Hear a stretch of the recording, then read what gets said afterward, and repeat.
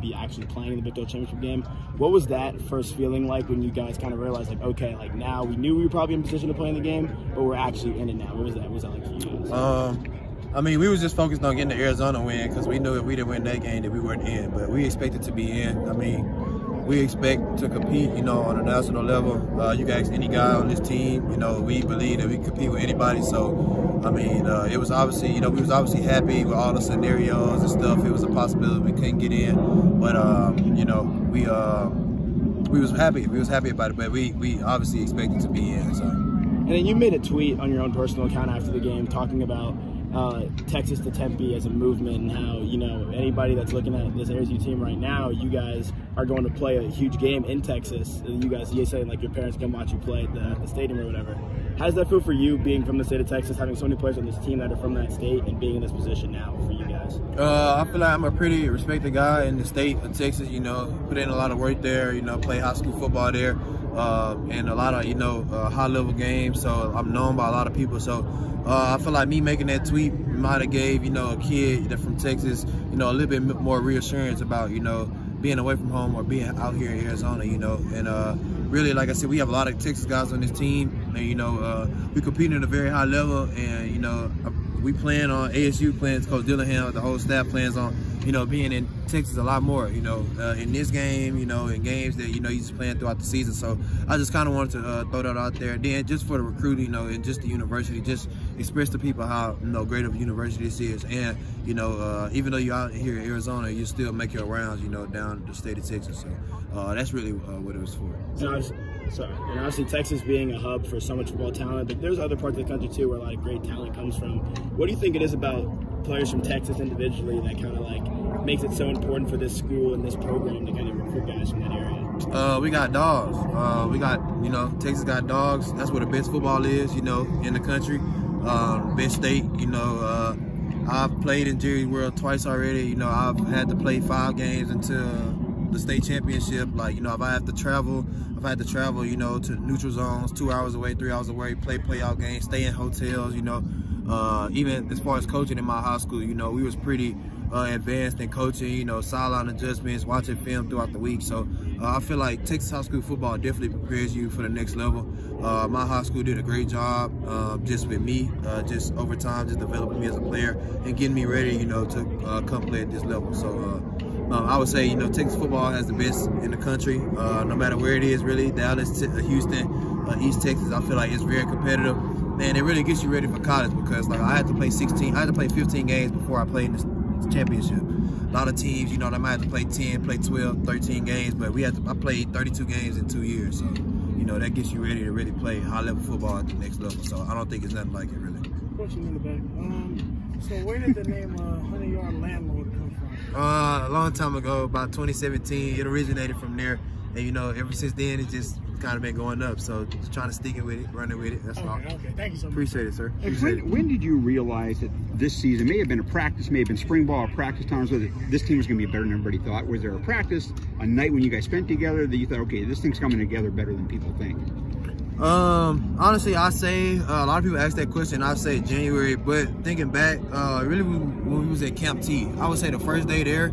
You know, the first day at Camp T, you kind of just trying to figure everything out. Like, it's kind of just, oh, we just out here. And really, the whole team, we were just kind of outside, just, you know, the little upper area. We were just kind of outside, just talking to each other, listening to music. Like, there's no really service out there. So the whole time out there, we was just enjoying each other, talking about this season, you know, and talking about it. And then we wake up the next day and go push each other at practice. So it really just, I could tell by the way we practice, this team really wants to be good. We come out here and compete every single day. You know, everything on this team is earned from everybody. It's not given.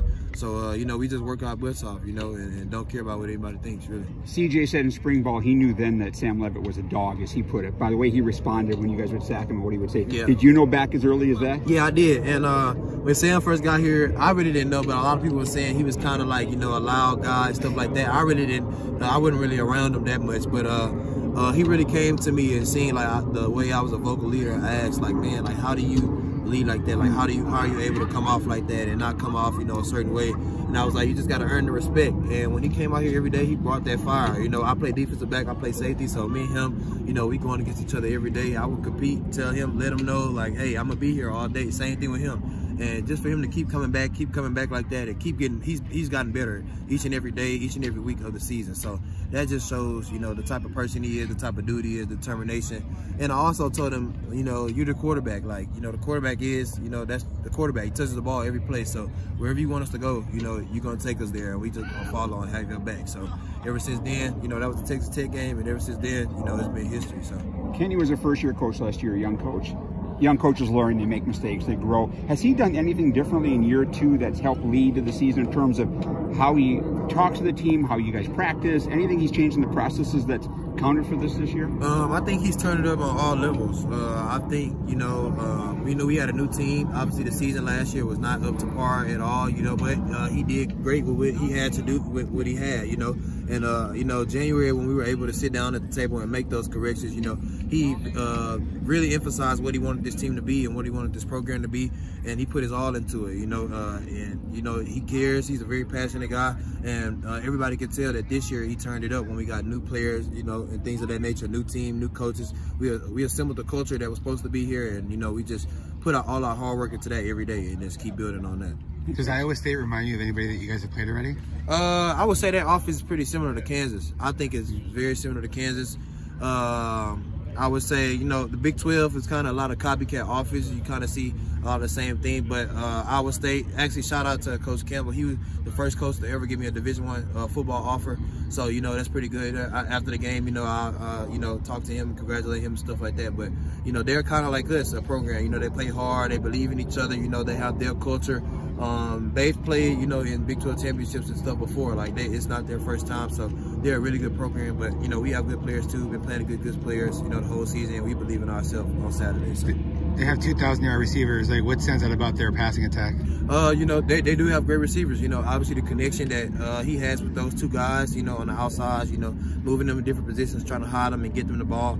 You know, obviously they're two very key pieces. You know, they have 2,000 yards together, their offense, so that's a huge stat. But, you know, like I said, we have great players as well, had challenges all year. This is just another challenge that we feel like, you know, we're going to step up to and do our job each and every play as hard as we can, and, you know, see the outcome. How special is it to just be here, to be in the Big 12 championship game? It's very special, but like I said, you know, us as a team, you know, we've always got together and we always believed, you know, we've seen every game on our schedule. We feel like we can compete in this league regardless of us being picked last preseason, regardless of being an underdog every week, like the week we are, like this week, you know, back where we want to be. So we just constantly keep working, come out here every day, preparing the same way, you know, trying to give us the best chance, you know, preparing to win on Saturday. And as long as we do that, we feel like we have a very high chance. So. The Big 12 awards will come out within the next week. It seems like, you know, teams that win a lot, they get a lot of guys on there. So how would that feel to see a bunch of you and your teammates get rewarded like that? It would feel great. You know, it would feel good to see these guys because, you know, I see these guys come in and, you know, they work their tail off every day, including me, all of us, we do, you know, and before this year, you know, or just in the preseason or whatever, you know, ASU wasn't getting a lot of respect. So now that, you know, respect is earned, it's not given. We definitely earned it. We've been taking respect, you know, every single week. So it'll be good, you know, to see some of these guys, you know, get rewarded for, you know, what they've been doing individually. But, you know, we just focused on, you know, team goals, because Coach Dillingham and this whole team players preaches, you know, if you have a good team, then everything else follows in line as far as the next level and awards, accolades, you know, things of that nature. Everybody looks good. So, you know, we're just all one team. We're all together. Whatever the awards say, you know, I really don't care. As long as we hold up the trophy, you know, at the end of the day, you know, play as hard as we can, I'll be proud. I'm proud of this team. Thank you.